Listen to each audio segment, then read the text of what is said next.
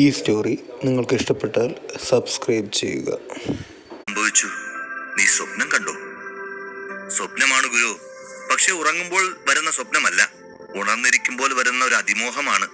ഞാൻ കഷ്ടപ്പെട്ട് പഠിച്ച് രക്ഷമല്ലർ പരിശീലന കളരിയിൽ കയറി. അതുമാത്രമല്ല, ഒരു വർഷം അവധിയെടുത്തു. ഇനി എന്താണ് ചെയ്യേണ്ടത്? അമരൻ ചോദിച്ചു. ശരിയാണ് അമര, നീ പറയുന്നതെല്ലാം ശരിയാണ്. എന്നാൽ പാഞ്ചാല നഗരം വിട്ടു പോകുന്നതിന് മുൻപ് നമുക്ക് കുറച്ച് കാര്യങ്ങൾ ചെയ്യാനുണ്ട്. ശുദ്ധജലം, ഭക്ഷണം, താമസിക്കാനുള്ള സ്ഥലം, ആവശ്യമായ മരുന്നുകൾ, ശക്തി ഗുളികകൾ, ഒരുപാട് ഇതുപോലെയുള്ള കാര്യങ്ങൾ ശേഖരിച്ചു കരുതണം. കാരണം നമുക്കിവയെല്ലാം ലഭിക്കാത്ത മലകളിൽ ജീവിക്കേണ്ടി വരും. അതുകൊണ്ടാണ് ഇതെല്ലാം സ്വരൂപിക്കാൻ ഞാൻ നിന്നോട് ആവശ്യപ്പെടുന്നത്. വരുണമിത്രൻ പറഞ്ഞു. ഗുരു, ശരി ശരി, അവിടുന്ന് എന്ത് പറഞ്ഞാലും ഞാൻ വേഗം തയ്യാറാക്കിക്കൊള്ളാം. നമുക്ക് വേഗം പോകാം. എനിക്ക് വേഗം തന്നെ പരിശീലനം ആരംഭിക്കണം എന്ന് തോന്നുന്നു. ഇനി കാത്തിരിക്കാൻ വയ്യ, അവൻ പറഞ്ഞു. ഇതും പറഞ്ഞ് അമരൻ വസ്ത്രം മാറാൻ തുടങ്ങി. വരുണമിത്രൻ അവനെ നോക്കി പറഞ്ഞു. അമര, നീ പരിശീലന യാത്ര വിനോദയാത്ര പോലെ ഉല്ലാസഭരിതമാണെന്ന് കരുതരുത്. അത്തരത്തിൽ ഒരു ചിന്ത നിന്നിൽ ഉള്ളതുകൊണ്ടാണ് എപ്പോഴാ പോകുന്നതെന്ന് ചോദിച്ച് നീ തിരക്ക് കൂട്ടുന്നത്. പക്ഷേ എന്നോടൊപ്പമുള്ള നിന്റെ ഈ പരിശീലനം കുമാരൻ വിചാരിക്കുന്നത് പോലെ രസകരമായിരിക്കാൻ വഴിയില്ല. യുവരാജൻ ഇതുവരെ മരണം വരെ പോരാടിയിട്ടില്ല. ഒരാളുടെ ജീവൻ അപകടത്തിലാകുമ്പോൾ മാത്രമാണ് അവരുടെ കഴിവ് വർദ്ധിക്കുന്നത്. അത്തരത്തിൽ ഒരു പരിശീലന പോരാട്ടമാണ് കാത്തിരിക്കുന്നത്. ഉദാഹരണത്തിന്, ഒരു നായ മനുഷ്യനെ പിന്തുടരുമ്പോൾ അവന്റെ വേഗത എത്രയോ ഇരട്ടിയാണ്. അനുഭവങ്ങൾ പലതും പറഞ്ഞു തരുന്നു. ഇവിടെ രക്തം ചൊരിയാതെ ആർക്കും മഹാനാകാൻ കഴിയില്ല. അത് കേട്ട് അമരൻ മുഷ്ടി ചുരുട്ടി വരുണമിത്രനോട് പറഞ്ഞു. ഞാനും എന്റെ മഹത്വം വെളിപ്പെടുത്തും ഗുരു. അവന്റെ വാക്കുകളിൽ വിശ്വാസം പ്രതിഫലിച്ചു. അത് കണ്ട് വരുണമിത്രൻ അത്യധികം സന്തോഷിച്ചു. സന്തോഷം അമര, നീ ആത്മവിശ്വാസത്തോടെ സംസാരിക്കുന്നതിൽ എനിക്ക് വളരെ സന്തോഷമുണ്ട്. ഒരാൾക്ക് ജയിക്കാൻ വിശ്വാസം വളരെ പ്രധാനമാണ്, വരുണമിത്രൻ പറഞ്ഞു. പക്ഷെ അത് കേട്ട് അമരന് പെട്ടെന്ന് പഴയ ഒരു കാര്യം ഓർമ്മ വന്നു.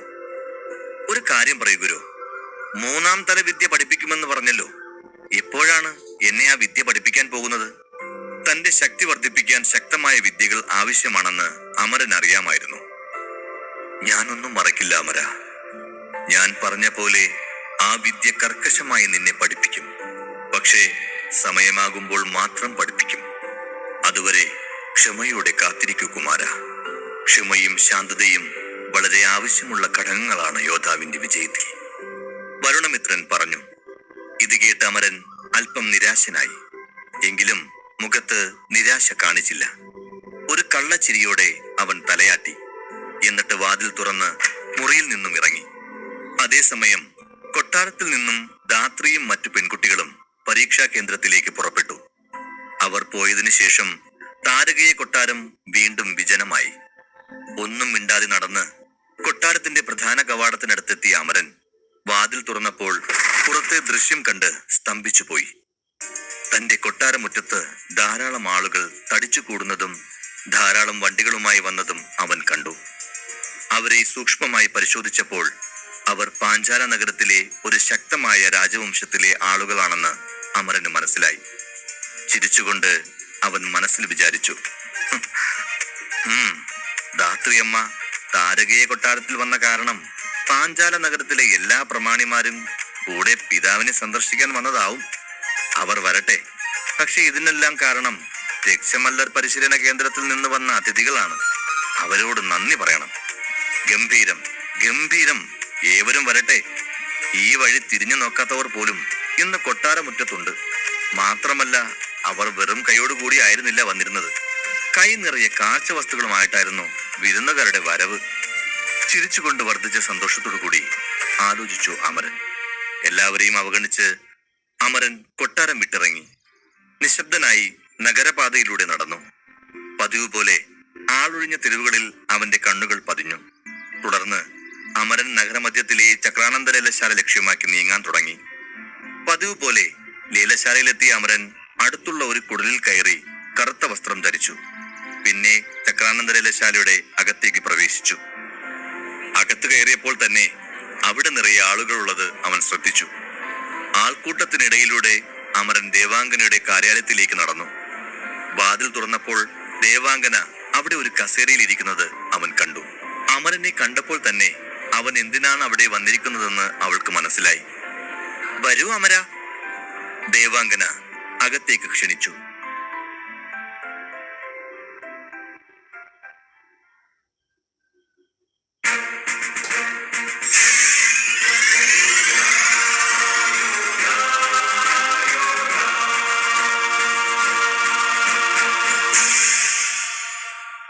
അധ്യായം 69. അപ്രതീക്ഷിതമായി ലേലശാലയിലെത്തിയ അമരൻ ദേവാംഗനയോട് ചിരഞ്ജീവ ഗുരുവിനെ അന്വേഷിച്ചു. ചിരഞ്ജീവ ഗുരു ആണ് ഇന്ന് ലേലം നടത്തുന്നത്, വരുമ്പോൾ ശ്രദ്ധിച്ചിരുന്നില്ലേ? ദേവാംഗന മറുപടി നൽകി. അധികം സംസാരിക്കാതെ അമരൻ തന്റെ കയ്യിലുള്ള ആവശ്യമായ സാധനങ്ങളുടെ പട്ടിക ദേവാംഗനയെ ഏൽപ്പിച്ചു. മുഴുവൻ പട്ടികയും പരിശോധിക്കാൻ അവൾക്ക് കുറച്ച് സമയമെടുത്തു. പട്ടിക മുഴുവനായും വായിച്ചു തീർത്ത് കടലാസ് മേശപ്പുറത്ത് വെച്ചിട്ട് അവൾ ചോദിച്ചു, അമര, ഇതിലെ സാധനങ്ങളെല്ലാം വിദേശയാത്രയ്ക്ക് ആവശ്യമായതാണല്ലോ. നിങ്ങൾ വിദേശയാത്രയ്ക്ക് ഒരുങ്ങുകയാണോ? ആ അതെ, പക്ഷേ ഇപ്പോഴില്ല. 2-3 ദിവസം കഴിഞ്ഞേ ഞാൻ പോകൂ. അത് എന്നേക്കുമായി പോവുകയല്ല, 2-3 വർഷത്തിനുള്ളിൽ ഞാൻ മടങ്ങി വരും, അവൻ പറഞ്ഞു. അത് കേട്ട് പെട്ടെന്ന് കസേരയിൽ നിന്ന് എഴുന്നേറ്റ് ദേവാംഗന ചോദിച്ചു, എന്താ 2-3 വർഷമോ? അവൾ ഞെട്ടലോടെ ചോദിച്ചു. അവൾ സ്വയം നിയന്ത്രിച്ചുകൊണ്ട് തുടർന്നു, എന്നാൽ ഈ യാത്ര എന്തിനു വേണ്ടിയാണ്? ഇത്രയും വർഷം കൊട്ടാരത്തിൽ നിന്ന് മാറി നിന്നിട്ട് നിങ്ങൾ എന്താണ് ചെയ്യാൻ ശ്രമിക്കുന്നത്? ഞാൻ നമ്മുടെ പാഞ്ചാല രാജ്യത്തിനപ്പുറമുള്ള നാടെല്ലാം ഒന്ന് കറങ്ങി കാണട്ടെ. എന്നിട്ട് കുറെ അനുഭവങ്ങൾ പഠിക്കാൻ പോവുകയാണ്. ഞാൻ ലോകത്തെ മുഴുവൻ അറിയാൻ പോകുന്നു. ഞാൻ ഈ രാജ്യത്തിന്റെ രാജകുമാരനാണ്. ഭാവിയിൽ രാജ്യം ഭരിക്കേണ്ടി വന്നാൽ അനുഭവങ്ങൾ അത്യാവശ്യമാണ്. അതുകൊണ്ട് ലോകം മുഴുവൻ സഞ്ചരിച്ച് അറിവ് നേടി വരാൻ ഞാൻ. എന്റെ ഈ തീരുമാനം കേട്ടിട്ട് നിനക്ക് എന്ത് തോന്നുന്നു ദേവാംഗന? അമരൻ ചോദിച്ചു. നീ ഇതുവരെ എടുത്ത എല്ലാ തീരുമാനങ്ങളും പോലെ തന്നെ അമര, നിന്റെ ഈ തീരുമാനവും ശരിയാണെന്ന് തോന്നുന്നു, അവൾ പറഞ്ഞു. അപ്പോൾ പെട്ടെന്ന് ഒരാലോചന അവൾക്കുണ്ടായി. അവൾ അല്പം സങ്കടത്തോടെ അങ്ങോട്ടും ഇങ്ങോട്ടും നോക്കി എന്തോ ആലോചിക്കാൻ തുടങ്ങി. ഇത് കണ്ട അമരൻ ചോദിച്ചു, എന്ത് പറ്റി ദേവ? നിനക്ക് കുഴപ്പമൊന്നുമില്ലല്ലോ? എന്തെങ്കിലും ചോദിക്കാനുണ്ടോ? നിനക്ക് എന്നോട് എന്തും ചോദിക്കാം, അതിന് നീ മടിക്കേണ്ട കാര്യമില്ല. അത് ആ വൈദ്യരും നിനക്കൊപ്പം പുറം നാട്ടിലേക്ക് വരുമോ? അവൾ സംഭ്രമത്തോടെ ചോദിച്ചു. അയ്യോ, ഗുരുനാഥനില്ലാതെ പിന്നെ ഞാൻ എങ്ങനെയാണ് തനിച്ചു പോവുക? അദ്ദേഹം എന്റെ ഗുരുവാണ്. എന്നെ പരിശീലിപ്പിക്കാൻ പോകുന്നത് അദ്ദേഹമാണ്. അവന്റെ മറുപടി കേട്ട് ദേവാംഗന അമരനോട് മറ്റൊരു ചോദ്യം ചോദിച്ചു. ഗുരുവോ? അദ്ദേഹം എങ്ങനെ നിനക്ക് ഗുരുവായി? അദ്ദേഹം നിങ്ങളെ എന്താണ് പരിശീലിപ്പിക്കുന്നത്? അവൻ നിന്നെയും വൈദ്യനാക്കിയോ? വൈദ്യനാക്കിയെന്നോ? രക്തസ്രാവം നിർത്താനുള്ള മരുന്ന് പിന്നെ ആരാണ് തയ്യാറാക്കിയത്? ഞാനാണ് തയ്യാറാക്കിയത്, അമരൻ അഭിമാനപൂർവ്വം ചിരിച്ചുകൊണ്ട് പറഞ്ഞു. പക്ഷേ അമരൻ ഇത്ര വലിയ ഒരു തുറന്നു പറച്ചിൽ നടത്തിയിട്ടും അവൻ പ്രതീക്ഷിച്ചതുപോലെ അവൾക്ക് അത്ഭുതമൊന്നും ഉണ്ടായില്ല. എന്തായത്? ഞാൻ പറഞ്ഞത് കേട്ടിട്ട് ദേവാംഗനയുടെ മുഖത്ത് ഒരു അത്ഭുതവുമില്ല. ഒരുപക്ഷെ ചിരഞ്ജീവ ഗുരുവും അവളും ഈ കാര്യം നേരത്തെ ഊഹിച്ചിരിക്കുമോ? അതായിരിക്കും ഞാൻ പറഞ്ഞത് കേട്ടിട്ട് അവൾക്കൊരു കുലുക്കവും ഇല്ലാത്തത്. ചിരഞ്ജീവ ഗുരു ഔഷധങ്ങളുടെ കാര്യത്തിൽ അഗ്രഗണ്യനാണല്ലോ. അപ്പോൾ അദ്ദേഹം കണ്ടുപിടിച്ചു കാണും, അവൻ ചിന്തിച്ചു. ശരി, നമുക്ക് നേരെ കാര്യത്തിലേക്ക് വരാം. ഈ പട്ടികയിലെ സാധനങ്ങൾ കുറച്ച് വേഗത്തിൽ എനിക്ക് സംഘടിപ്പിച്ചു തരണം. വില എത്രയായാലും സാരമില്ല എന്ന് പറഞ്ഞുകൊണ്ട് അമരൻ ഒരു സ്വർണ്ണ നിറത്തിലുള്ള കടലാസ് അവൾക്ക് നേരെ നീട്ടി. അമരൻ പറഞ്ഞു, ഈ സാധനത്തിന് വേണ്ട നാണയങ്ങൾ എടുത്തോളൂ. എനിക്ക് സൗജന്യമായി ഒന്നും വേണ്ട. ഞാൻ ഇവിടെ നിന്ന് പോകുന്നതിന് മുമ്പ് എനിക്ക് ആരോടും കടം പറയാൻ വയ്യ. നിങ്ങൾ ഇത് സമ്മതിച്ചാൽ മാത്രം മതി, അല്ലെങ്കിൽ വേണ്ട, അമരൻ പറഞ്ഞു. അമരൻ പറഞ്ഞത് കേട്ട് അവൾ ചിരിച്ചുകൊണ്ട് കടലാസ് സ്വീകരിച്ച് അമരനോട് ശരി എന്ന് തലയാട്ടി. അതിനുശേഷം അവൾ ഒരു പരിചാരകയെ മുറിയിലേക്ക് വിളിപ്പിച്ചു. എന്നിട്ട് കടലാസും സാധനങ്ങളുടെ പട്ടികയും അവൾക്ക് നൽകി. എത്രയും വേഗം സാധനങ്ങൾ കൊണ്ടുവരാൻ അവളോട് പറഞ്ഞയച്ചു. പരിചാരിക ബഹുമാനത്തോടെ തലകുനിച്ച് മുറി വിട്ടിറങ്ങി. അമരൻ ദേവാംഗനയോട് പറഞ്ഞു, ഞാൻ പോയ ശേഷവും ചക്രാനന്ദലേലശാല താരകീയ കുടുംബത്തെ സഹായിക്കുമെന്ന് ഞാൻ വിശ്വസിക്കുന്നു. അതുപോലെ നിങ്ങൾക്ക് എന്തെങ്കിലും സഹായം വേണമെങ്കിൽ നിങ്ങളെ സഹായിക്കാൻ ഞാൻ തയ്യാറാണ്. എനിക്കെല്ലാം മനസ്സിലായി അമര. താരകീയ വംശത്തെ സഹായിക്കുന്ന കാര്യം എനിക്ക് വിട്. ഞാനത് വേണ്ട പോലെ കൈകാര്യം ചെയ്തു കൊള്ളാം, അവൾ പുഞ്ചിരിയോടെ പറഞ്ഞു. ഇത് കേട്ട് അമരന്റെ ഹൃദയം പെട്ടെന്ന് മിടിക്കാൻ തുടങ്ങി. ശരി, എങ്കിൽ ഞാൻ പോകട്ടെ. അമരൻ യാത്ര പറഞ്ഞിറങ്ങാൻ ഒരുങ്ങി.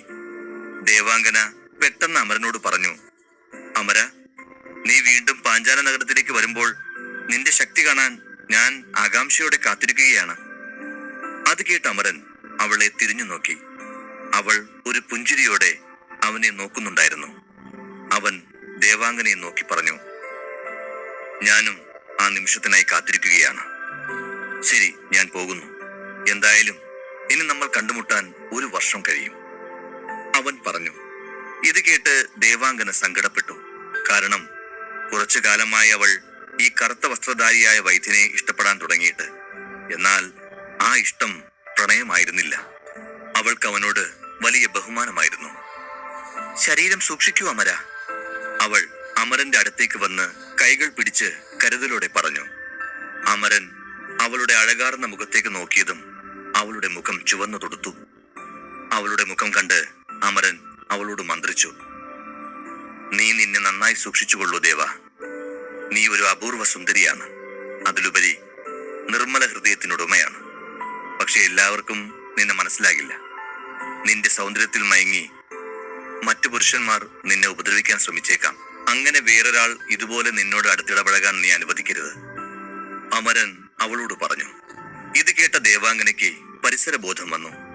ഉടനെ അവൾ അമരനെ തള്ളിമാറ്റി എന്നിട്ട് പറഞ്ഞു, ഹേ അമര, നീ എന്താ എന്നെ പറ്റി വിചാരിച്ചിരിക്കുന്നത്? ആദ്യം നീ എനിക്കരികിൽ നിന്ന് വിട്ടുനിൽക്ക്. ഞാൻ കണ്ട ആണുങ്ങളെയൊക്കെ എന്തിനാ എന്റെ അടുത്ത് വരാൻ അനുവദിക്കുന്നത്? അവൾ ദേഷ്യത്തോടെ പറഞ്ഞു. ദേവാംഗനയുടെ ശാസന കേട്ട് അമരൻ ഉടൻ തന്നെ 2 ചുവടുകൾ പിന്നോട്ട് വെച്ചു. അവളുടെ കൈകളിൽ നിന്ന് തന്റെ കൈകൾ വിടുവിച്ചു. 1 വർഷത്തിന് ശേഷം വീണ്ടും കാണാം എന്നു പറഞ്ഞ് ചിരിച്ചുകൊണ്ട് അമരൻ മുറി വിട്ടിറങ്ങി. മുറിയിൽ നിന്ന് അമരൻ പുറത്തിറങ്ങിയപ്പോൾ കയ്യിൽ ഒരു തളികയുമായി മുറിയിലേക്ക് വരുന്ന പരിചാരികയെ കണ്ടു. അമരൻ അവളുടെ അടുത്തേക്ക് ചെന്നു. പരിചാരികയുടെ കയ്യിലുണ്ടായിരുന്ന തളികയിൽ നിന്ന് തന്റെ സ്വർണ്ണക്കടലാസും 2 സമ്പാദ്യ മോതിരവും എടുത്തു. ആ മോതിരത്തിൽ അവൻ ചോദിച്ച സാധനങ്ങളെല്ലാം നിറച്ചു വെച്ചിട്ടുണ്ടായിരുന്നു. പരിചാരികയോട് നന്ദി പറഞ്ഞ് അമരൻ ലേലശാലയിൽ നിന്നും പുറത്തിറങ്ങി. അമരൻ പോയതിനു ശേഷം ദേവാംഗന ഒന്നും മിണ്ടാതെ തന്റെ ഇരിപ്പിടത്തിൽ പോയിരുന്നു. അമരന്റെ പ്രവൃത്തി അവളെ ആകെ അമ്പരപ്പിച്ചു. അവളുടെ ഹൃദയമിടിപ്പും കൂടിക്കൊണ്ടിരുന്നു. ഈ അമരന് ഒരുപാട് നേടാൻ ആഗ്രഹമുണ്ട്. അതിനുള്ള അനുഭവം തേടിയാണ് അവൻ വിദേശത്തേക്ക് പോകുന്നത്. പക്ഷേ സത്യം പറഞ്ഞാൽ അമരൻ ശക്തനും അനുഭവസമ്പത്തുമുള്ളവനായി ഇവിടെ തിരിച്ചെത്തുന്നത് വരെ എനിക്ക് കാത്തിരിക്കാനാവില്ല. കാരണം ഞാൻ ഒരിക്കലും ഇങ്ങനെ ഒരു കച്ചവട പങ്കാളിയെ മറ്റെവിടെയും കണ്ടിട്ടില്ല, അവൾ അതോർത്ത് വിഷമിച്ചു. പിന്നെ സ്വയം ആശ്വസിപ്പിച്ച് അവൾ വീണ്ടും തന്റെ പണികളിൽ മുഴുകി. അമരൻ ചക്രാനന്ദലേലശാലയിൽ നിന്ന് പുറത്തിറങ്ങി പാതയിലൂടെ നടന്നു. അമരന്റെ മുഖം ശോകാർദ്രമായിരുന്നു. എന്തു പറ്റി അമര? നിനക്ക് വളരെ സങ്കടമുള്ള പോലെ തോന്നുന്നുണ്ടല്ലോ, വരുണമിത്രൻ ചോദിച്ചു. അതേ ഗുരു, ജനിച്ചപ്പോൾ മുതൽ ഞാൻ ഇവിടെയുണ്ട്. ഇപ്പോൾ വിദേശത്തേക്ക് പോകണമെന്ന് പറഞ്ഞപ്പോൾ ഈ സുന്ദരമായ സ്ഥലം വിട്ടുപോകാൻ വളരെ ബുദ്ധിമുട്ട് തോന്നുന്നു ഗുരു, അമരൻ സങ്കടത്തോടെ പറഞ്ഞു. അമര, അതോർത്ത് കുമാരൻ വിഷമിക്കണ്ട. പുറത്തെ ലോകം ഇതിലും എത്രയോ ആവേശകരവും മനോഹരവുമാണ്. അതവിടെ എത്തുമ്പോൾ അവിടത്തേക്ക് മനസ്സിലാകും, വരുണമിത്രൻ പറഞ്ഞു. അത് കേട്ട് അമരൻ ചിരിച്ചുകൊണ്ട് തെരുവിലൂടെ വീണ്ടും നടക്കാൻ തുടങ്ങി. അമരൻ കൊട്ടാരത്തിലെത്തി. അവനിപ്പോൾ തന്റെ യാത്രയ്ക്ക് ആവശ്യമായ എല്ലാ കാര്യങ്ങളും ക്രമീകരിച്ചു. ബാക്കി ദിവസങ്ങൾ സമാധാനത്തോടെ ചെലവഴിക്കാൻ വിചാരിച്ചു. പക്ഷേ മാധുരിയുടെ മനസ്സിൽ സമാധാനമുണ്ടായിരുന്നില്ല. അമരൻ ഇനി 2 ദിവസം കൂടിയേ തന്നോടൊപ്പം ഉണ്ടാവുകയുള്ളൂ എന്നറിഞ്ഞപ്പോൾ പാഞ്ചാല നഗരത്തിൽ ഇനി അവനുണ്ടാകുന്ന ഓരോ നിമിഷവും അവനോടൊപ്പം ചിലവഴിക്കാൻ മാധുരി ആഗ്രഹിച്ചു. അവളുടെ കണ്ണുകളിൽ വിരഹദുഃഖം വ്യക്തമായിരുന്നു. അമരനുമായി പിരിയാൻ മാധുരി ആഗ്രഹിക്കുന്നില്ല. അതേസമയം അമരൻ തന്നിൽ നിന്ന് അകന്നു നിൽക്കേണ്ടത് എത്ര പ്രധാനമാണെന്ന് അവൾക്കും അറിയാം. അതിനാൽ ഉള്ളിൽ വിഷമിച്ചെങ്കിലും അവൾ അമരനോട് തന്റെ വേദന പ്രകടിപ്പിച്ചില്ല. പക്ഷെ മാധുരി എപ്പോഴും കൂടെ ഉണ്ടാവണമെന്ന് അമരനും ആഗ്രഹിച്ചു. അവൾ തന്നിൽ നിന്ന് അകന്നിരിക്കുന്നത് എത്ര ബുദ്ധിമുട്ടാണെന്ന് അവനും നന്നായി അറിയാമായിരുന്നു. അതിനാൽ തന്നോടൊപ്പം നിൽക്കാൻ അവൻ മാധുരിയെ അനുവദിച്ചു. അവനൊപ്പമുള്ള നിമിഷങ്ങൾ മാധുരിക്ക് ആശ്വാസം പകരുന്നതായിരുന്നു. ദിവസങ്ങൾ ഇങ്ങനെ കടന്നുപോയി. ഒടുവിൽ അമരൻ പാഞ്ചാല നഗരം വിടുന്ന ദിവസം വന്നെത്തി. അമരനെ പിരിയാൻ അരുണേന്ദ്രൻ തയ്യാറായില്ലെങ്കിലും അമരനെ പോലൊരു സ്വതന്ത്ര യോദ്ധാവിന് അധികം നാൾ ഒരിടത്ത് നിൽക്കാനാവില്ലെന്ന് അദ്ദേഹത്തിന് അറിയാമായിരുന്നു. അമരൻ തന്റെ ചിറകുകൾ കൊണ്ട് ആകാശത്ത് സ്വതന്ത്രമായി പറക്കാൻ ആഗ്രഹിച്ചു. അതിനാൽ അരുണേന്ദ്രന് തന്റെ ഹൃദയത്തെ കല്ലാക്കി അമരനെ അനുഭവസമ്പന്നനായി വരുവാനായി വിദേശത്തേക്ക് പോവാൻ അനുവദിച്ചു. അമര, ഞാൻ പറഞ്ഞതെല്ലാം ഓർമ്മയിൽ സൂക്ഷിച്ചിട്ടില്ലേ? അരുണേന്ദ്രൻ പുത്രനോട് ചോദിച്ചു. അത് കേട്ടപ്പോൾ തന്നെ അമരന്റെ മനസ്സിലേക്ക് പിതാവ് പറഞ്ഞ കാര്യങ്ങളൊക്കെ ഓർമ്മ വന്നു. അമര, സൂക്ഷിച്ചുകൊള്ളു, സ്വയം സൂക്ഷിച്ചുകൊള്ളു. സമയം കിട്ടുമ്പോഴൊക്കെ നമ്മുടെ രാജ്യത്തിന്റെ അതിർത്തിയിലുള്ള സുന്ദരപുരി നഗരത്തിലേക്ക് പോകണം. നിന്റെ 2 മൂത്ത സഹോദരന്മാരും അവിടെയുണ്ട്. അവിടെ ഒരു പ്രത്യേക യുദ്ധം ചെയ്യാൻ നിയോഗിക്കപ്പെട്ട അവർ ഇരുവരും സുന്ദര നഗരത്തിലാണുള്ളത്. ആ യുദ്ധം നയിക്കുന്ന സൈന്യം ഇരുമ്പുതൂൺ യുദ്ധസംഘമാണ്. ഇരുമ്പുതൂൺ യുദ്ധസംഘം വളരെ പ്രശസ്തമായ ഒരു യുദ്ധസംഘം മാത്രമല്ല, അത് വളരെ ശക്തമായ ഒരു യുദ്ധസംഘം കൂടിയാണ്. പിതാവിന്റെ വാക്കുകൾ കേട്ട് അമരൻ പറഞ്ഞു, എനിക്ക് ഓർമ്മയുണ്ട്. ഞാൻ തീർച്ചയായും എന്റെ ജ്യേഷ്ഠന്മാരെ പോയി കാണുന്നതായിരിക്കും. എനിക്ക് പോവാൻ സമയമായി. പിതാവേ, അങ്ങനെ അനുഗ്രഹിച്ചാലും. അമരൻ അരുണേന്ദ്ര രാജാവിന്റെ കാലിൽ തൊട്ട് വണങ്ങി. അമരൻ കൊട്ടാരം വിട്ട് പാതയോരത്തുകൂടി നടന്നു. തെരുവുകൾ താണ്ടി പട്ടണത്തിന്റെ പ്രാന്തപ്രദേശത്തുകൂടി നടക്കുമ്പോൾ ആ വിജനമായ പ്രദേശത്ത് ആരോ തന്നെ പിന്തുടരുന്നതായി അമരന് തോന്നി. അവൻ പെട്ടെന്ന് നടത്തം നിർത്തി ഒരിടത്ത് നിന്നു. പക്ഷേ നടത്തം നിർത്തിയതിനു ശേഷം ശബ്ദമുണ്ടായില്ല. തന്റെ തോന്നലാവും എന്ന് കരുതി അവൻ വീണ്ടും നടത്തം തുടർന്നു. വീണ്ടും ആരുടെയോ കാലടികൾ അമരനോട് വളരെ അടുത്ത് മുഴങ്ങി കേൾക്കുന്നതായി അവന് തോന്നി. പെട്ടെന്നൊരു ശബ്ദം വന്ന ഭാഗത്തേക്ക് അവൻ മിന്നൽ വേഗത്തിൽ തിരിഞ്ഞു. പക്ഷേ ആരെയും കണ്ടില്ല. ആളനക്കമില്ലാത്ത ആ വഴിയിൽ മരങ്ങളും ചെടികളും മാത്രം നിറഞ്ഞു നിന്നു. വീണ്ടും തന്നെ ആരോ പിന്തുടരുന്നതായി അമരന് തോന്നി. സംഭ്രമത്താൽ അവൻ വീർത്തൊലിച്ചു. അമരൻ വരുണമിത്രനോട് രഹസ്യസ്വരത്തിൽ പറഞ്ഞു, ഗുരു, നമ്മുടെ പിന്നാലെ ആരോ വരുന്നതായി തോന്നുന്നു. അതാരാണെന്ന് അങ്ങേക്കറിയാമോ? അയ്യോ അമര, നീ പെട്ടെന്ന് എന്നോട് ചോദിച്ചാൽ എനിക്ക് എങ്ങനെ അറിയാനാ? ഞാൻ കുറച്ചു നേരം സുഖമായി ഉറങ്ങിപ്പോയി. അങ്ങോട്ട് നോക്കൂ. ആ വലിയ മരത്തിന്റെ അരികിലുള്ള ചെടികൾ അനങ്ങുന്നത് പോലെയുണ്ട്. പക്ഷേ ഇപ്പോൾ അവിടെ ആരുമില്ല. ആരോ ആ വഴി കടന്നു പോയതായി തോന്നുന്നു. നീ അന്വേഷിക്കുന്ന നിഗൂഢത ആ മരത്തിന് പിന്നിൽ ഒളിഞ്ഞിരിക്കുന്നതായി എനിക്ക് തോന്നുന്നു. അമരൻ ഒന്നും മനസ്സിലാകാതെ ചുറ്റും നോക്കി. ആ വലിയ മരത്തിനരികിൽ ഏതാനും ചെടികൾ മാത്രം ചലിക്കുന്നുണ്ടായിരുന്നു. അമരൻ പെട്ടെന്ന് വാളെടുത്ത് പതുക്കെ ആ മരത്തിന്റെ അടുത്തേക്ക് ചെന്നു. നിശബ്ദനായി അവൻ പതുക്കെ മരത്തിനടുത്തെത്തി. തന്റെ വാൾ തയ്യാറാക്കി വെച്ച് ഒരു ദീർഘനിശ്വാസം എടുത്തു. മരത്തിന്റെ പുറകിലുള്ള ആളെ ആക്രമിക്കുന്നത് പോലെ വേഗത്തിൽ വാൾ വീശി. അയ്യോ, എന്നെ കൊല്ലരുത് അമര, എന്നെ കൊല്ലരുത്. ഞാൻ നിന്റെ സുഹൃത്താണ് അഖിലൻ. എന്നെ കൊല്ലരുത്. ഞാൻ എന്റെ പിതാവിന്റെ ഒരേ ഒരു മകനാണ്. അത് മാത്രമല്ല, നീ എന്നെ കൊന്നാൽ സുഹൃത്തിനെ കൊന്ന യുവരാജൻ എന്ന പേര് നിനക്കുമേൽ ചാർത്തപ്പെടും. ഭയന്ന് കരഞ്ഞുകൊണ്ട് ഒരു യുവാവ് പറഞ്ഞു. അപ്പോഴാണ് അമരൻ അവനെ ശ്രദ്ധിച്ചത്. അമരന്റെ ബാല്യകാല സുഹൃത്ത് അഖിലനായിരുന്നു ആ യുവാവ്. ഹേ അഖില, ഇത് നീയായിരുന്നോ? അമരൻ സന്തോഷത്തോടെ ചോദിച്ചു. ഇരുവരും സ്നേഹത്തോടെ പരസ്പരം കെട്ടിപ്പിടിച്ചു.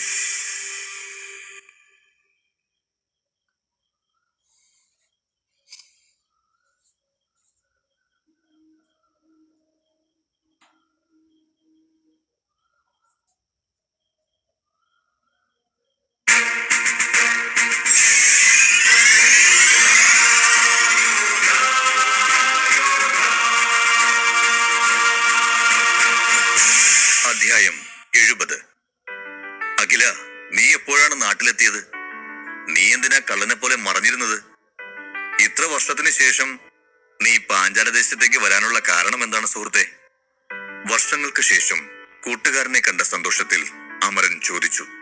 നെറ്റിച്ചൊളിച്ച് കുസൃതിയോടുകൂടി അമരൻ ഒന്നുകൂടെ ചോദിച്ചു, ഇനി വല്ല കല്യാണവും ഉണ്ടോ? കല്യാണമോ? എനിക്കോ? എനിക്ക് താല്പര്യമുണ്ട്. എന്നാൽ ഞാൻ പോയി കാണുന്ന കന്യകമാർക്കൊന്നും എന്നെ പോലൊരു കോമളനെ കല്യാണം കഴിക്കാനുള്ള യോഗമില്ല. അഖിലൻ ഗൗരവത്തിൽ കളി പറഞ്ഞു. എന്നിട്ട് ഗൗരവത്തിൽ അമരനോട്, ഞാൻ എന്റെ മുത്തശ്ശിയെ കാണാൻ വന്നതാണ്.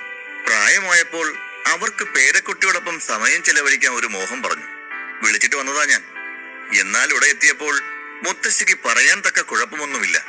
എന്നാൽ പിന്നെ തിരിച്ചു പോകുന്നതിന് മുൻപ് ബാല്യകാല സുഹൃത്തിനെ ഒന്ന് കണ്ടിട്ട് പോവാമെന്ന് കരുതി.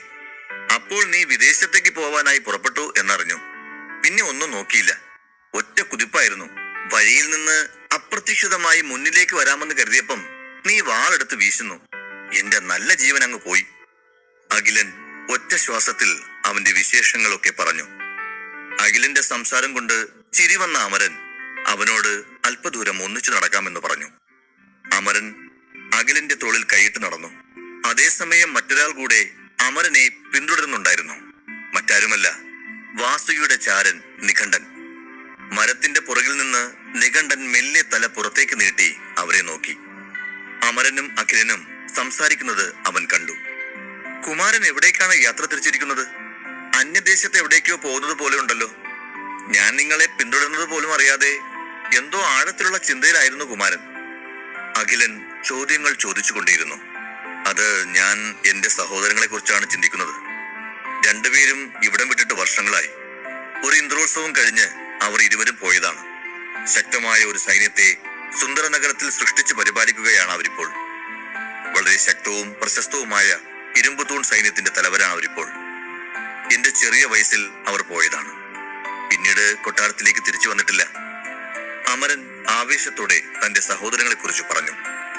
അപ്പോൾ സഹോദരങ്ങളെ കാണാൻ വേണ്ടിയാണോ നീ വിദേശത്തേക്ക് പോകുന്നത്? അഖിലൻ അന്വേഷിച്ചു. സഹോദരങ്ങളെ കാണാൻ വേണ്ടി കൂടെയാണ് ഞാൻ വിദേശത്തേക്ക് പോകുന്നത്, അമരൻ പറഞ്ഞു. രണ്ടുപേരും ഓരോന്ന് സംസാരിച്ച് നടക്കുമ്പോൾ ഒരു മധുര ശബ്ദം എവിടെ നിന്നോ വന്നു. അമര. അമരന്റെ കാതുകളിൽ എത്തിയ ആ ശബ്ദത്തിന്റെ ഉടമയെ തിരിച്ചറിഞ്ഞ് അമരൻ ശബ്ദം കേട്ട ഭാഗത്തേക്ക് തിരിഞ്ഞപ്പോൾ ദൂരെ നിന്നും ധാത്രി അമ്മ അമരനെ നോക്കി അടുത്തേക്ക് വരുന്നത് അവൻ കണ്ടു. ഹേ അമര, ആരാ അത്? നിന്നെ തേടി ഒരു സുന്ദരി വരുന്നുണ്ടല്ലോ. നിന്റെ സമയം. നീ ആ പെണ്ണിനെ സ്നേഹിക്കുന്നെന്ന് പറഞ്ഞു പറ്റിച്ചോ? അവളെ പേടിച്ചിട്ടാണോ അന്യദേശത്തേക്ക് പലായനം ചെയ്യുന്നത്? പിന്നെന്തിനാ ഒരു സുന്ദരി പുറപ്പെട്ടു പോകുന്ന നിന്നെ തേടി വരുന്നത്? വാ പോയ കോടാലി പോലെ അഖിലൻ സംസാരിച്ചു കൊണ്ടേയിരുന്നു. ബാല്യം തൊട്ടേ അഖിലൻ ഇതുപോലെ തന്നെയാണ്. എത്ര ചെറിയ കാര്യത്തെക്കുറിച്ചും ഒരുപാട് സംസാരിക്കാനുണ്ടാവും അവന്. പിന്നെ മുന്നും പിന്നും നോക്കാതെ തോന്നിയതൊക്കെ പറഞ്ഞുകൊണ്ടേയിരിക്കും. അവൻ ഇതുപോലെ സംസാരിക്കുമെങ്കിലും ആളൊരു നിഷ്കളങ്കനാണ്. അമരൻ അഖിലനെ കുറിച്ച് ചിന്തിച്ചു. അവൻ ധാത്രിയമ്മയെ കുറിച്ച് പറഞ്ഞത് അവർ കേൾക്കുമോ എന്ന് ഭയന്ന് പെട്ടെന്ന് അമരൻ അഖിലന്റെ വാ പൊത്തി. ഒന്ന് മിണ്ടാതിരിക്കെ, അവരെന്റെ ഗുരുനാഥയാണ്. രക്ഷമല്ലർ പരിശീലന കേന്ദ്രത്തിലെ പ്രധാന അധ്യാപിക. നിന്നോടൊക്കെ സംസാരിക്കുന്ന എന്നെ വേണം പറയാൻ. കാര്യമറിയാതെ കാട് കയറി സംസാരിക്കുന്നു. ശരി ശരി, നീ പോവാൻ നോക്ക്, അമരൻ പറഞ്ഞു. ഇതാണ് നിന്റെ മോശം വശം. ഒരു പെണ്ണിനെ കണ്ടപ്പോൾ ആത്മാർത്ഥ സുഹൃത്തായ എന്നോട് അമരൻ പോവാൻ പറയുന്നു, അഖിലൻ പറഞ്ഞു. അങ്ങനെയൊന്നും അല്ലടാ. അവർ എന്തോ പ്രധാനപ്പെട്ട കാര്യം സംസാരിക്കാൻ വന്നതായിരിക്കും. നിന്നെ എനിക്കൊപ്പം കണ്ടാൽ അവർ ചിലപ്പോൾ ഒന്നും പറയില്ല. അതാണ് ഞാൻ. ക്ഷമിക്കൂ പ്രിയമിത്രമേ, അമരൻ പറഞ്ഞു. ഞാൻ പോവാം. എനിക്കിപ്പോൾ ഇവിടെ എന്താ കാര്യം? ഞാൻ നിന്നെ കാണാൻ വന്നതാണ്. വന്നു, കണ്ടു, സംസാരിച്ചു, സന്തോഷമായി. അവൻ വിഷമത്തോടെ പോകാൻ ഒരുങ്ങി. അപ്പോൾ അമരൻ പെട്ടെന്ന് അവനെ തടഞ്ഞു നിർത്തി. അതെ, ഒരു നിമിഷം കാത്തിരിക്കടാ, അവൻ പറഞ്ഞു. എന്താ, നീ മാപ്പ് പറയാൻ പോവുകയാണോ? എല്ലാം ചെയ്തിട്ട് മാപ്പ് പറഞ്ഞാൽ എല്ലാം ശരിയാകുമോ? അത് പറ്റില്ല. നീ മാപ്പ് പറഞ്ഞാലും ഞാൻ പൊറുക്കില്ല, അഖിലൻ പറഞ്ഞു. പ്രിയപ്പെട്ട അഖില, ഞാനിവിടെ ഇല്ലാത്തപ്പോൾ നീയാണ് എന്റെ ആളുകളെ പരിപാലിക്കേണ്ടത്. പിതാവിന്റെ ആരോഗ്യ വിവരം അന്വേഷിക്കണം. എപ്പോഴും കൊട്ടാരത്തിൽ ഒരു കണ്ണ് വേണം. ഇവിടെ എന്തെങ്കിലും പ്രശ്നമുണ്ടെങ്കിൽ ഉടൻ എന്നെ അറിയിക്കൂ. നിന്നെ വിശ്വസിച്ചാണ് ഞാൻ പോകുന്നത് കേട്ടോ, അമരൻ പറഞ്ഞു. ഇത് കേട്ട അഖിലൻ പറഞ്ഞു. ഇതിന് മാത്രം നിനക്കെന്നെ വേണം. എന്തായാലും നോക്കാം, പ്രിയമിത്രമായി പോയില്ലേ എന്നും പറഞ്ഞ് അഖിലൻ അവിടെ നിന്നും പോയി. അഖിലൻ പോയ ഉടനെ അമരൻ ധാത്രിയുടെ അടുത്ത് വന്ന് ചോദിച്ചു, നിങ്ങൾ എന്താണ് ഇവിടെ? നിങ്ങൾ ഈ സമയമെത്രയും പ്രവേശന പരീക്ഷ നടക്കുന്നിടത്ത് ഉണ്ടാവേണ്ടതല്ലേ? അമരൻ പറഞ്ഞു. ധാത്രി പുഞ്ചിരിച്ചുകൊണ്ട് മറുപടി പറഞ്ഞു, എനിക്ക് ആവശ്യമുള്ള ചില സാധനങ്ങൾ വാങ്ങാൻ ഞാൻ ചന്തയിലേക്ക് പോവുകയായിരുന്നു. വഴിയിൽ വെച്ച് നിന്നെ കണ്ടു. എനിക്ക് പകരം വിദ്യാർത്ഥികളെ നോക്കുന്നത് മാധുരിയാണ്. ആര്? മാധുരിയോ? അമരൻ ഞെട്ടലോടെ ചോദിച്ചു. അതെ, എന്റെ സ്ഥാനത്ത് നിന്നും വിദ്യാർത്ഥികളെ നോക്കാൻ യോഗ്യയായ പെൺകുട്ടിയാണവൾ. അതുകൊണ്ടാണ് ഞാൻ എന്റെ ചുമതല അവളെ ഏൽപ്പിച്ചത്. യാത്ര ആരംഭിച്ചോ അമര? പോവാനുള്ള എല്ലാ തയ്യാറെടുപ്പുകളെല്ലാം ചെയ്തോ? ധാത്രി ചോദിച്ചു. ഓ, എനിക്ക് ആവശ്യമുള്ളതെല്ലാം ഞാൻ കരുതിയിട്ടുണ്ട്. അപ്പോൾ നീ എന്തെങ്കിലും മറന്നോ? ധാത്രി ചോദിച്ചു. ഇല്ല, ഞാനൊന്നും മറന്നതായി ഓർക്കുന്നില്ല, അവൻ പറഞ്ഞു. അങ്ങനെയാണോ? നീ പോകും മുൻപ് ജാനകിയോടും മാധുരിയോടും യാത്ര പറഞ്ഞിരുന്നോ? ധാത്രി ചോദിച്ചു. ഇത് കേട്ട് അമരൻ ഒന്ന് പതറി. അല്ല, പറഞ്ഞിരുന്നില്ല. ഞാൻ പോവുകയാണെന്ന് പറയുമ്പോൾ ഇരുവരും വിഷമിക്കും. അവരുടെ കണ്ണുനീര് കണ്ട് ഒരു വഴിക്കിറങ്ങാൻ എനിക്കാവില്ല. അതാണ് ഞാൻ. എന്നാൽ അമരന്റെ മറുപടി പൂർത്തിയാക്കാൻ ധാത്രി അനുവദിച്ചില്ല. അത് വളരെ എളുപ്പത്തിൽ നീ പറഞ്ഞു. എന്നാൽ നീ ഇത്തരത്തിൽ ചെയ്തതുകൊണ്ട് അവർക്ക് എത്രത്തോളം വിഷമമായെന്ന് നിനക്കറിയില്ല. അത് പോകട്ടെ. യാത്രയും പരിശീലനവും പൂർത്തിയാക്കി നീ എത്രയും പെട്ടെന്ന് തിരികെ വരൂ. നിനക്ക് എന്റെ ആശംസകൾ, ധാത്രി സ്നേഹത്തോടെ പറഞ്ഞു. ഇത് കേട്ട് ആദ്യം അമ്പരന്നെങ്കിലും പിന്നെ ചിരിച്ചുകൊണ്ട് തലയാട്ടി അമരൻ. എന്റെ ലക്ഷ്യം നിങ്ങൾക്കറിയാമോ? എനിക്ക് വളരെ സന്തോഷം ധാത്രിയമ്മേ. ഇപ്പോൾ എനിക്ക് നിങ്ങളുടെ ആശംസകൾ ലഭിച്ചു. ഇനി ഞാൻ കൂടുതൽ സന്തോഷിക്കും. എന്നാൽ തന്റെ ലക്ഷ്യം ധാത്രി അറിഞ്ഞത് എങ്ങനെയെന്ന് അവന് ഊഹിക്കാൻ കഴിഞ്ഞില്ല. അമര, നീ കൂടുതൽ ശക്തനായി എന്നറിയുമ്പോൾ വാസുകിയുടെ മുഖം ഒന്നെനിക്ക് കാണണം. അവളുടെ തീരുമാനത്തെക്കുറിച്ച് ഓർത്ത് അവൾ ഒരിക്കൽ ദുഃഖിക്കും. നീ പ്രതീക്ഷയോടെ പോവുക. അഭിനന്ദനങ്ങൾ അമര, ധാത്രി പറഞ്ഞു. അമരൻ സന്തോഷത്തോടെ തലയാട്ടി ധാത്രിയുടെ പാദങ്ങളിൽ തൊട്ടു വണങ്ങി അനുഗ്രഹം വാങ്ങി യാത്രയായി. അവൻ മറയുന്നതുവരെ ധാത്രി നോക്കി നിന്നു. പിന്നെ അവൻ കണ്ണിൽ നിന്നും മറഞ്ഞപ്പോൾ അവളും മറ്റൊരു വഴിക്ക് ചന്തയിലേക്ക് പോയി. പക്ഷേ കുറച്ചു ദൂരം പോയപ്പോൾ അമരൻ പെട്ടെന്നെന്തോ ഓർത്തു. അങ്ങനെ അവന്റെ കണ്ണുകൾ ഭയം കൊണ്ട് വിടർന്നു. അവൻ പെട്ടെന്ന് തല തിരിഞ്ഞ് തന്റെ കൊട്ടാരത്തിലേക്ക് ഓടി. അയ്യോ ദൈവമേ, ഞാൻ ചക്രാന്തരശാലയിൽ നിന്നും വാങ്ങിയ ആ 2 മോതിരങ്ങൾ തലയണിക്കടയിൽ വെച്ച് മറന്നു. അതിലാണ് യാത്രയ്ക്ക് ആവശ്യമായ സാധനങ്ങളെല്ലാം തന്നെ ഉള്ളത്. അതെങ്ങനെ ഞാൻ മറന്നു എന്ന് വിചാരിച്ച് അവൻ കൊട്ടാരം ലക്ഷ്യമാക്കി വേഗത്തിൽ ഓടി. ഒരു നെടുവീർപ്പോടെ അവൻ കൊട്ടാരത്തിലെത്തി. നേരെ തന്റെ മുറിയിൽ ചെന്ന് തലയണിക്കിടയിൽ പരിശോധിച്ചു. അവിടെ മോതിരങ്ങൾ 2 ഭദ്രമായി ഉണ്ടായിരുന്നു. ഒരു ദീർഘനിശ്വാസത്തോടെ അവൻ അവയെടുത്ത് തന്റെ യാത്രാ സഞ്ചിയിൽ വെച്ചു. വീണ്ടും മുറിയിൽ നിന്ന് പുറത്തിറങ്ങി. പിന്നെ ആ മുറിയിലേക്കൊന്ന് കണ്ണോടിച്ചപ്പോൾ എന്തൊക്കെയോ ഓർമ്മകൾ അവനിൽ നിറഞ്ഞു. മനസ്സിൽ ചിരിച്ചുകൊണ്ട് അവൻ വാതിലടച്ച് വീണ്ടും യാത്ര തിരിച്ചു. വഴിയിൽ അമരൻ ആരോടും ഒന്നും പറഞ്ഞില്ല. വാതിൽക്കൽ നിന്നിരുന്ന കാവൽക്കാർ അവൻ പോകുന്നത് നോക്കി നിന്നു. അതേസമയം പ്രവേശന പരീക്ഷാ കേന്ദ്രത്തിനുള്ളിൽ മാധുരിയുടെ മനസ്സ് വല്ലാതെ അസ്വസ്ഥമായിരുന്നു. നെറ്റിയിൽ സങ്കടത്തിന്റെ ചുളിവുകൾ തെളിഞ്ഞു. അവളുടെ ശ്രദ്ധ മറ്റെവിടെയോ ആയിരുന്നു. അവൾ അഗാധമായ ചിന്തയിൽ മുഴുകി. അപ്പോൾ ഒരു ചെറുപ്പക്കാരന്റെ ശബ്ദം കേട്ടു. ക്ഷീണം തോന്നുന്നുണ്ടോ? ഇതാ ഈ വെള്ളം കുടിക്കൂ. ഒരു പുരുഷ ശബ്ദം. ഇത് കേട്ട് മാധുരി പെട്ടെന്ന് തിരിഞ്ഞു നോക്കിയപ്പോൾ കയ്യിൽ വെള്ളവുമായി നിൽക്കുന്ന ഒരു ചെറുപ്പക്കാരനെ കണ്ടു. അയാൾ വളരെ സുന്ദരനും ശക്തനുമായി തോന്നി. സ്ത്രീകളുടെ ശ്രദ്ധ അവനിൽ കേന്ദ്രീകരിച്ചു. പക്ഷെ മാധുരി ആ വെള്ളം നിരസിച്ചു. ഇല്ല, എനിക്ക് വേണ്ട, അവൾ ക്ഷീണിതയായി പറഞ്ഞു. മാധുരിയുടെ മറുപടിക്ക് ശേഷവും സുന്ദരനായ ആ ചെറുപ്പക്കാരന്റെ മുഖത്തെ പുഞ്ചിരി മാഞ്ഞില്ല. അവൾ വിസമ്മതിച്ചിട്ടും അവൻ അവളുടെ അടുത്ത് വെള്ളം വെച്ചു. ധാത്രിയമ്മ ഇപ്പോൾ ഇവിടെ ഇല്ല. അവർക്ക് പകരം അമ്മയുടെ അസാന്നിധ്യത്തിൽ ഒരു കുറവ് നികത്തിക്കൊണ്ട് നീ ഈ പരീക്ഷ നടത്തൂ. നിന്നെ ബുദ്ധിമുട്ടിച്ചതിൽ ഞാൻ ക്ഷമ ചോദിക്കുന്നു, യുവാവ് പറഞ്ഞു. എനിക്കറിയാം, എന്നാലും കുറച്ചുനേരം എന്നെ തനിച്ചാക്കി പോകുമോ? അവൾ സങ്കടം കലർന്ന സ്വരത്തിൽ പറഞ്ഞു. അവനൊന്നും മിണ്ടാതെ അത് സ്വീകരിച്ചു പോയി. അത് ശ്രദ്ധിച്ച രഘുനന്ദൻ അവനെ കളിയാക്കി പറഞ്ഞു, അതെന്താ ദുർഗേശ്വര, നീ കൊടുത്ത വെള്ളം അവൾ വാങ്ങിയില്ലേ? എന്തിനായി വേണ്ടാത്ത പണിക്കൊക്കെ നീ പോകുന്നത്? അവൻ പരിഹാസത്തോടെ ചോദിച്ചു. അവൻ പറഞ്ഞു, നീ ആ പെൺകുട്ടിയെ കുറിച്ച് ചിന്തിച്ചിട്ടുണ്ടോ?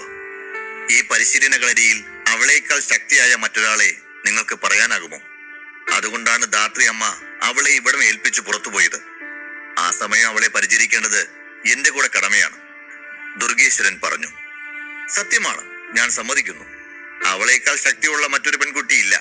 പക്ഷേ അവൾക്ക് നിന്നോട് സംസാരിക്കാൻ താല്പര്യമില്ല. നിന്റെ പരിചരണവും അവൾക്ക് ആവശ്യമില്ല. അനാവശ്യമായി സമയം കളയാതെ നീ നിന്റെ പണി നോക്ക്, രഘുനന്ദൻ പറഞ്ഞു. ഇത് കേട്ട് ദുർഗേശ്വരൻ പറഞ്ഞു, ഇതാ നോക്കൂ രഘുനന്ദ, തുടക്കത്തിലൊക്കെ വഴക്കിടുന്നവർ കാലക്രമേണ നല്ല സുഹൃത്തുക്കളായി മാറാറുണ്ട്. ഇപ്പോൾ ആ പെൺകുട്ടിക്ക് എന്നെ ഇഷ്ടമല്ലായിരിക്കാം, പക്ഷെ അവൾ എന്നോട് സംസാരിക്കാൻ പോകുന്ന ഒരു കാലം വിദൂരമല്ല.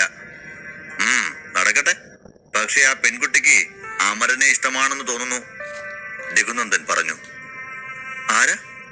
നമ്മുടെ ധാത്രിയമ്മയുമായി പോരിനിറങ്ങിയ ആ യുവാവോ? ദുർഗേശ്വരൻ ചോദിച്ചു. ആ അതെ, അവൻ തന്നെയാ. പിന്നെ നീ ഇവിടെ ഇല്ലായിരുന്നല്ലോ, നീ പുറത്തായിരുന്നില്ലേ ആ സമയം? ഞങ്ങളെല്ലാം അരികിൽ നിന്ന് വഴക്ക് കാണുകയായിരുന്നു. വഴക്ക് നടക്കുമ്പോൾ നമ്മുടെ ധാത്രിയമ്മ ജലസർപ്പ വിദ്യ അവന് നേരെ പ്രയോഗിച്ചു. എന്നാൽ അതിൽ നിന്നൊക്കെ അത്ഭുതകരമായ ആ അമരൻ രക്ഷപ്പെട്ടു, നിരാശയോടെ അവൻ പറഞ്ഞു. അവൻ പറഞ്ഞത് കേട്ട് ആദ്യം ദുർഗേശ്വരൻ അമ്പരന്നെങ്കിലും പിന്നീട് അവൻ പറഞ്ഞു, നീ വിഷമിക്കേണ്ട. അവൻ ആരാണെന്നത് എനിക്ക് പ്രശ്നമില്ല. ഞാൻ ആർക്കു വേണ്ടിയും ഒന്നും ഉപേക്ഷിക്കില്ല. അവൻ എത്ര ശക്തനാണെങ്കിലും അവനൊരു വിഡ്ഢിയാണ്.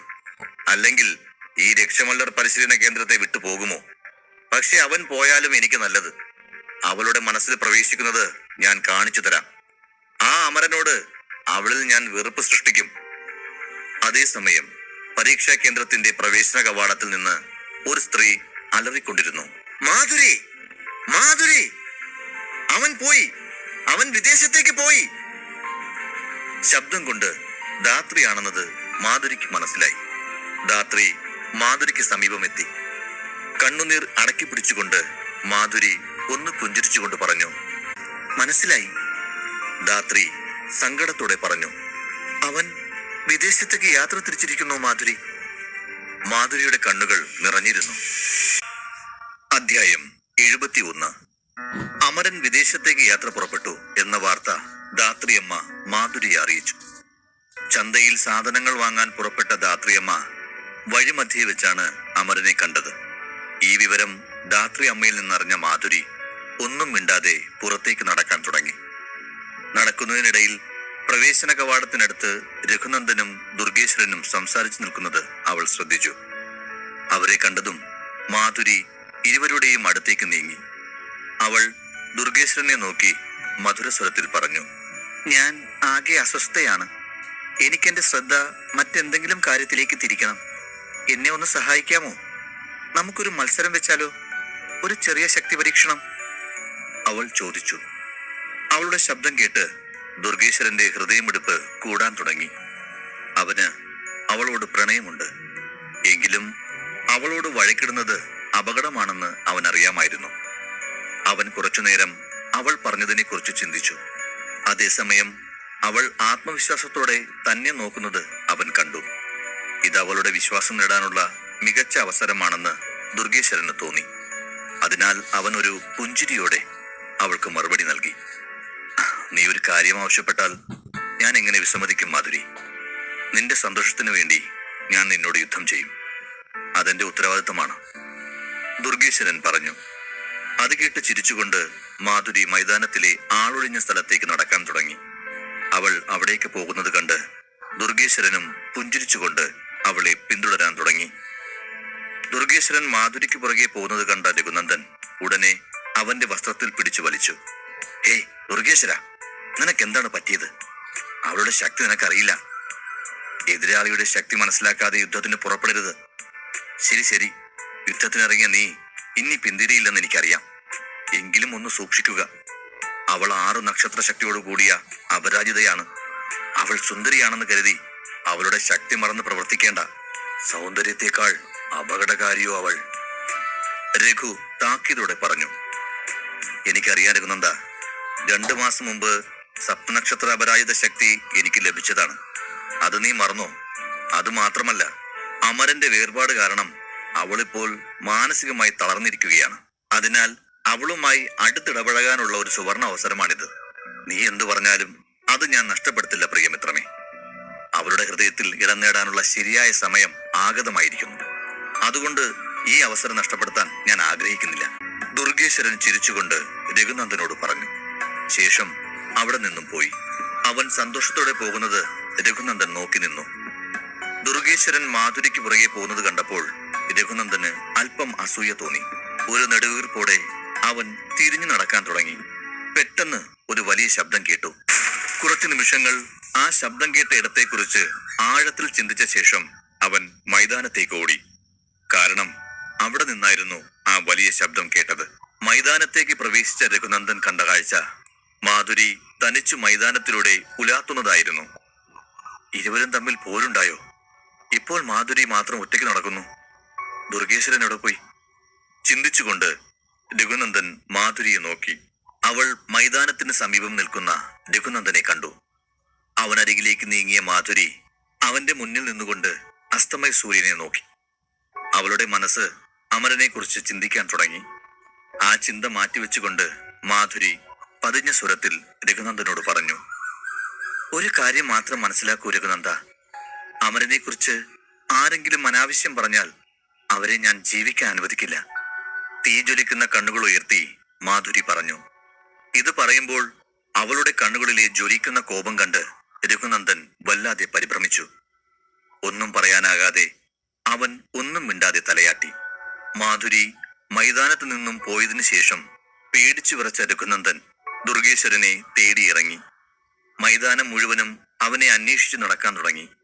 എല്ലായിടത്തും അവനെ തിരയാൻ തുടങ്ങി. മൈതാനത്ത് ദൂരെ ഒരിടത്ത് നിലത്ത് കിടക്കുന്ന ദുർഗേശ്വരനെ അവൻ ശ്രദ്ധിച്ചു. രഘു അവന്റെ അടുത്തേക്ക് ഓടിച്ചെന്ന് അവനെ നോക്കി.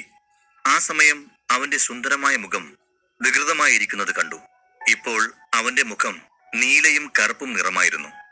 മാത്രവുമല്ല, 10-15 പല്ലുകൾ ദുർഗേശ്വരൻ കിടക്കുന്ന പരിസരത്ത് നിലത്ത് കിടക്കുന്നത് കണ്ടു. തന്റെ ചോരയും പല്ലും നിലത്ത് ചിതറിക്കിടക്കുന്നത് കണ്ട് ദുർഗേശ്വരൻ നിശബ്ദമായി തിരിച്ചു പോകുന്ന മാധുരിയെ നോക്കി. അവന്റെ ഹൃദയം ഭയത്താൽ വിറച്ചു. അതേസമയം ഏറ്റവും ശക്തമായ രാജവിഭാഗങ്ങളിലൊന്നായ ചേര രാജവംശത്തിലെ വാസുകി രാജകുമാരി ഒരു പർവ്വതത്തിന് മുകളിലെ ഉയർന്ന പാറയിലിരുന്ന് ധ്യാനിക്കുകയായിരുന്നു. ആ പർവ്വതത്തിൽ ചേര സാമ്രാജ്യത്തിന്റെ ഒരു കൊട്ടാരവും ഉണ്ടായിരുന്നു. പുതിയ കൊട്ടാരം പണിതതിനു ശേഷം ആ സ്ഥലത്തിന് ചേരപർവ്വതം എന്ന് പേരിട്ടു. കൂടാതെ ആ പർവ്വതനിര വളരെ അപകടകരമായ സ്ഥലമായിരുന്നു. കാരണം മലയുടെ 3 വശത്തും വളരെ ആഴത്തിലുള്ള കൊക്കകൾ ഉണ്ടായിരുന്നു. മലമുകളിലെ ആ കൊട്ടാരത്തിലേക്ക് പോകാൻ ഒരു വഴിയേ ഉണ്ടായിരുന്നുള്ളൂ. അതിനാൽ കൊട്ടാരം സംരക്ഷിക്കുന്നത് ചേര രാജവംശത്തിന് വളരെ എളുപ്പമായിരുന്നു. ആ കൊട്ടാരം ആക്രമിക്കാൻ മറ്റു രാജവംശങ്ങൾക്ക് വളരെയേറെ വെല്ലുവിളി ഉണ്ടായിരുന്നു. കാരണം അത്തരത്തിൽ വ്യത്യസ്തത പുലർത്തിയിരുന്ന സ്ഥലമായിരുന്നു അത്. ചേര സാമ്രാജ്യത്തിലെ പടയാളികൾ രാവും പകലും ആ പർവ്വതത്തിനു ചുറ്റും കാവലിരുന്നു. ചേര രാജവംശം അവരുടെ 50,000 കുതിര പടയാളികളെ ചേരപർവ്വതത്തിന് ഒരു കാതമകലെ സദാ സജ്ജരാക്കി നിർത്തി. എല്ലായ്പ്പോഴും അവർ അവിടെ സുരക്ഷയ്ക്കായി നിലയുറപ്പിച്ചിരുന്നു. വെള്ളവസ്ത്രം ധരിച്ച വാസുകി മലമുകളിലെ ഒരു വലിയ കറുത്ത പാറയിൽ വിശ്രമിക്കുന്നുണ്ടായിരുന്നു. അവൾ സാവധാനം ശ്വാസം ഉള്ളിലേക്കെടുത്ത് അതേ വേഗതയിൽ പതുക്കെ ശ്വാസം പുറത്തേക്ക് വിട്ടു. അവളുടെ ശ്വാസവും ശക്തിയും കൂടിച്ചേർന്നതിനാൽ ചുറ്റുമുള്ള വായു പച്ച നിറത്തിൽ കാണപ്പെട്ടു. ആ ശക്തികളെല്ലാം വാസുകിയെ വലയം ചെയ്യുന്നുണ്ടായിരുന്നു. പിന്നെ ശക്തികൾ ഒരിക്കൽ കൂടി അവളുടെ ശരീരത്തിൽ ലയിച്ചു തുടങ്ങിയപ്പോൾ വാസുകി പതിയെ കണ്ണു തുറന്നു. ആ സമയം തോളോളം നീണ്ടുകിടക്കുന്ന അവളുടെ കാർക്കൂന്തൽ കാറ്റിൽ പാറിപ്പറന്നു. അപ്പോൾ അവളുടെ അടുത്തുള്ള ഒരു കുറ്റിക്കാട്ടിൽ എന്തോ ബഹളം കേട്ടു. വാസുകി ജാഗരൂകയായിരുന്നു. ആരൊക്കെയോ തന്റെ അടുത്തേക്ക് വരുന്നതായി തോന്നിയതിനാൽ ശബ്ദം കേട്ട ദിശയിലേക്ക് അവൾ സൂക്ഷിച്ചു നോക്കി. കുറ്റിക്കാട്ടിലെ ചെടികൾ വകഞ്ഞു മാറ്റിക്കൊണ്ട് നിഘണ്ടനാണ് അവിടേക്ക് വന്നത്. വരൂ നിഘണ്ട, എന്തെങ്കിലും പുതിയ വാർത്ത കൊണ്ടുവന്നിട്ടുണ്ടോ? വാസുകി ആകാംക്ഷപൂർവ്വം ചോദിച്ചു. ഉണ്ട് രാജകുമാരി, അമരനെ കുറിച്ച് ഞാൻ 2 പുതിയ സന്ദേശങ്ങൾ കൊണ്ടുവന്നിട്ടുണ്ട്, അവൻ വിനയത്തോടെ പറഞ്ഞു. പറയൂ, അവൾ ഗാംഭീര്യമുള്ള സ്വരത്തിൽ പറഞ്ഞു. ആദ്യത്തെ വാർത്ത, അമരൻ രക്ഷമല്ലർ പരിശീലന കളരിയിൽ ചേർന്നു. അവിടത്തെ ഗുരുനാഥയോട് ഏറ്റുമുട്ടി വിജയം കൈവരിച്ച അമരന്റെ വിജയഗാഥ പാടി നടക്കുകയാണിപ്പോൾ പരിശീലന കളരിയിലെ ഓരോരുത്തരും.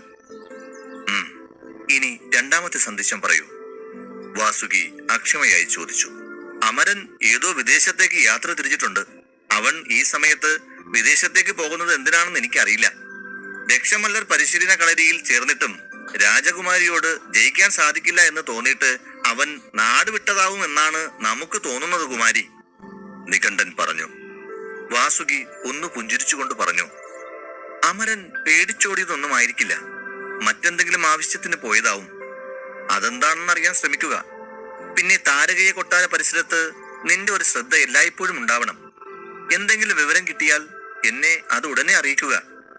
തീർച്ചയായും കുമാരി, തലയാട്ടിക്കൊണ്ട് നികണ്ഠൻ പറഞ്ഞു. അറിയിച്ച സന്ദേശത്തിനുള്ള പ്രതിഫലം എന്ന വണ്ണം വാസുകി കയ്യിൽ നിന്നും മോതിരമെടുത്ത് അവനു നേരെ എറിഞ്ഞു.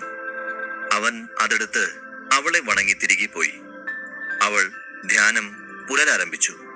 ഏതാനും നിമിഷങ്ങൾക്ക് ശേഷം അവളുടെ കണ്ണുകൾ തുറന്നു. അപ്പോൾ ഒരു പരിചാരിക അവളുടെ അടുത്തേക്ക് ഓടി വന്നു. വാസുകി പരിചാരിക തിരക്കിട്ട് വരുന്നത് കണ്ട് കാര്യം തിരക്കി. പിതാവ് വന്നിട്ടുണ്ടെന്ന് അവൾ വാസുകിയെ അറിയിച്ചു. ഇത് കേട്ട് വാസുകി ഞെട്ടി. പരിചാരികയോട് ചോദിച്ചു, എന്താ, പിതാവ് വന്നിട്ടുണ്ടെന്നോ? എന്തു പറ്റി? അപ്രതീക്ഷിതമായ ഇങ്ങനൊരു സന്ദർശനം നടത്താൻ മാത്രം? ദൂരെ കൊട്ടാരത്തിനുള്ളിലെ ഒരു നീണ്ട ഇരിപ്പിടത്തിൽ ദുഃഖിതനായ ഒരാൾ ഇരിക്കുന്നുണ്ടായിരുന്നു. ആ വ്യക്തി മറ്റാരുമായിരുന്നില്ല. അദ്ദേഹം ചേരവംശ മഹാരാജൻ പ്രതാപകേസരി, വാസുകിയുടെ പിതാവായിരുന്നു. അമരനുമായുള്ള വിവാഹാലോചന ഏർപ്പെടുത്തിയതിന്റെ പേരിൽ മകൾ വാസുകിയോട് അയാൾക്ക് ഇപ്പോഴും ദേഷ്യമുണ്ടായിരുന്നു. ഏറ്റവും പുതിയ വാർത്തകൾ പ്രകാരം അമരൻ തന്റെ ബലഹീനതയെ മറികടന്ന് അഭൂതപൂർവമായ വേഗത്തിലാണ് മുന്നേറുന്നത്. ഇതറിഞ്ഞ പ്രതാപകേസരിക്ക് വാസുകി എടുത്തുചാടിയെടുത്ത തീരുമാനം മൂലം 2 കുടുംബങ്ങൾ തമ്മിലുള്ള ബന്ധത്തിൽ വിള്ളലുണ്ടാക്കിയതിൽ വളരെയധികം വിഷമം തോന്നി. ഈ സ്ഥിതി തുടർന്നാൽ അമരനെ പോലെ ശക്തനായ ഒരു മരുമകനെ നഷ്ടപ്പെടുമെന്ന് മാത്രമല്ല, അമരൻ ശക്തനായ ശേഷം ചേര രാജവംശത്തെ ക്രോധത്തോടെ നശിപ്പിക്കുമെന്ന് അദ്ദേഹം ഭയപ്പെട്ടു. കാരണം അമരൻ ഈ വിധത്തിൽ പരിശീലനം തുടർന്നാൽ അവൻ ഉടൻ തന്നെ ഒരു ശക്തി ചക്രവർത്തിയാകാൻ സാധ്യതയുണ്ടെന്ന് പ്രതാപകേസരിക്ക് അറിയാമായിരുന്നു. ഒരു ശക്തി ചക്രവർത്തിയെ നേരിടുക എന്നത് ആർക്കും അത്ര എളുപ്പമല്ല. ഇതെല്ലാം ആലോചിച്ച് പ്രതാപകേസരി ദേഷ്യത്തോടെ സ്വയം പിറുപിറുത്തു. ഈ പെൺകുട്ടി ശരിക്കും ഒരു ഭ്രാന്തിയാണ്. വാശിയിൽ വിവേകപൂർവമല്ലാത്ത തീരുമാനങ്ങൾ എടുത്ത് സ്വന്തം ജീവിതം നശിപ്പിക്കുകയാണവൾ. ദേഷ്യം കാരണം അവൾക്ക് മുന്നിലുണ്ടായിരുന്ന അതീവ സുന്ദരമായ ഒരു ജീവിതം അവൾ തള്ളിക്കളഞ്ഞു. ഇനി എപ്പോഴാണ് അവൾ തന്റെ തെറ്റ് തിരുത്തുക? അവൾക്കിതെല്ലാം മനസ്സിലാക്കാൻ കഴിയുക? അദ്ദേഹം മകളെ ഓർത്ത് വ്യാകുലപ്പെട്ടു. പിന്നെ അലക്ഷ്യമായി കയ്യിലുണ്ടായിരുന്ന പാനപാത്രം താഴെയിട്ടു. താഴെ വീണപ്പോൾ പാത്രത്തിലെ വെള്ളവും തറയിൽ വീണു. അദ്ദേഹത്തിന്റെ ദേഷ്യം കണ്ട് അടുത്തുനിന്ന പരിചാരിക പേടിച്ചു. അവൾ ഉടനെ വന്ന് തറയിൽ നിന്ന് വെള്ളം വൃത്തിയാക്കാൻ തുടങ്ങി. അതിനിടയിൽ വാതിലിനരികിൽ നിന്ന് ഒരു ശബ്ദം വന്നു. മുന്നറിയിപ്പൊന്നുമില്ലാതെ അവിചാരിതമായി ഒരു സന്ദർശനത്തിന്റെ കാരണം എന്താണ് പിതാവേ? ശബ്ദം കേട്ട് പ്രതാപകേസരി ഉടനെ തിരിഞ്ഞു നോക്കി. വാസുകി അകത്തേക്ക് പ്രവേശിച്ചു. നീ ഇപ്പോഴും എന്നെ നിന്റെ പിതാവായി കരുതുന്നുണ്ടോ? അതോ നീ ഇവിടെ വന്ന ശേഷം ഞങ്ങളെയൊക്കെ മറന്നോ? പ്രതാപകേസരി ചോദിച്ചു. പിതാവിന്റെ മുഖത്ത് അത്തരത്തിലുള്ള ദേഷ്യം കണ്ടപ്പോൾ വാസുകി ഒന്നും മിണ്ടാതെ തലയാട്ടി. അവൾ ഒന്നും മറന്നിട്ടില്ലെന്ന് അവളുടെ മുഖഭാവം വെളിപ്പെടുത്തി. അവൾ പരിചാരികയോട് പോയിക്കൊള്ളാൻ ആംഗ്യം കാണിച്ചു. അവൾ ഉടനെ തലകുനിച്ച് അവിടെ നിന്നും പോയി. വാസുകി പിതാവിനെ നോക്കി പറഞ്ഞു, പിതാവേ, എല്ലാം കഴിഞ്ഞിട്ട് 1 വർഷത്തിലേറെയായി. എന്നിട്ടും പിതാവിന് എന്നോടുള്ള ദേഷ്യത്തിൽ ഇപ്പോഴും യാതൊരു കുറവും വന്നിട്ടില്ല. ഇത് കേട്ട് പിതാവ് ദേഷ്യം അടക്കി പറഞ്ഞു, എന്താ വാസുകി, ഞാനൊന്ന് ദേഷ്യപ്പെട്ടെന്ന് കരുതി ഈ പർവ്വതനിരയിൽ തനിച്ചു വന്ന് കൊട്ടാരം പണിത് താമസിക്കുക എന്നത് അത്ര നിസ്സാര കാര്യമാണോ? എന്നാൽ നിന്റെ മുത്തച്ഛൻ ഞങ്ങളോട് വളരെ ദേഷ്യത്തിലാണ്. നീ കൊട്ടാരം വിട്ടുപോകാൻ കാരണം ഞാനാണെന്നും പറഞ്ഞ്. വാസുകി, നിന്നെ കാണാൻ എനിക്ക് എന്തുമാത്രം ആഗ്രഹമുണ്ടെന്ന് നിനക്കറിയാമോ? നീ എപ്പോഴാണ് തിരികെ വരുന്നത് പുത്രി? പുത്രി വാത്സല്യത്താൽ പ്രതാപകേസരിയുടെ ദേഷ്യം അലിഞ്ഞുപോയി. ഇത് കേട്ടപ്പോൾ വാസുകിക്ക് പിതാവിന്റെ ദേഷ്യത്തിന്റെ കാരണം മനസ്സിലായി. ഞാൻ എന്തിനാണ് ഇവിടെ വന്നതെന്ന് ഇപ്പോൾ നിനക്ക് മനസ്സിലായെന്ന് ഞാൻ കരുതുന്നു, അദ്ദേഹം പറഞ്ഞു. മനസ്സിലായി. അമരനുമായുള്ള എന്റെ വിവാഹാലോചന ഞാൻ മുടക്കി. അതിൽ പിതാവിനും മുത്തശ്ശനും എന്നോട് ഇപ്പോഴും ദേഷ്യമുണ്ടെന്ന് തോന്നുന്നു. ആ ദേഷ്യം ഇപ്പോഴും തീർന്നിട്ടില്ല. അങ്ങനെ ഇരിക്കുമ്പോൾ ഞാൻ എങ്ങനെ അവിടെ തിരിച്ചെത്തും? വാസുകി ചോദിച്ചു. എനിക്ക് മനസ്സിലായി വാസുകി, പക്ഷെ ഒരു വഴിയുണ്ട്. അത് നിന്റെ കയ്യിലാണ്. നിന്റെ മുത്തശ്ശനാണ് ഈ കാര്യം സംസാരിച്ച് നിന്റെ അരികിലേക്ക് എന്നെ പറഞ്ഞയച്ചത്. ഒന്നും ആലോചിക്കാതെ നീ നിന്റെ ജീവിതം തകർത്തു. ആ തെറ്റ് നീ തിരുത്തണം. അമരൻ ഇപ്പോൾ പഴയ അമരനല്ല. പിതാവേ, ഞാൻ അങ്ങയോട് വീണ്ടും പറയാം, ഞാൻ ചെയ്തത് തെറ്റാണെന്ന് എനിക്ക് തോന്നുന്നില്ല. ഇത് എന്റെ ജീവിതമാണ്. ഞാനൊരു പെൺകുട്ടി ആയതുകൊണ്ട് എനിക്ക് എന്റെ ജീവിതം തീരുമാനിച്ചുകൂടാ എന്നുണ്ടോ? ഇതെന്താണ് ന്യായം? എനിക്ക് എന്റെ ജീവിത പങ്കാളിയെ തിരഞ്ഞെടുക്കാനുള്ള അവകാശമില്ലേ? എനിക്ക് മുഖംമൂടി ധരിക്കാൻ വയ്യ. അങ്ങയുടെ വാക്ക് ഞാൻ അംഗീകരിച്ചാൽ എന്റെ ജീവിതം തകരുമായിരുന്നു, വാസുകി ഉറച്ച സ്വരത്തിൽ പറഞ്ഞു.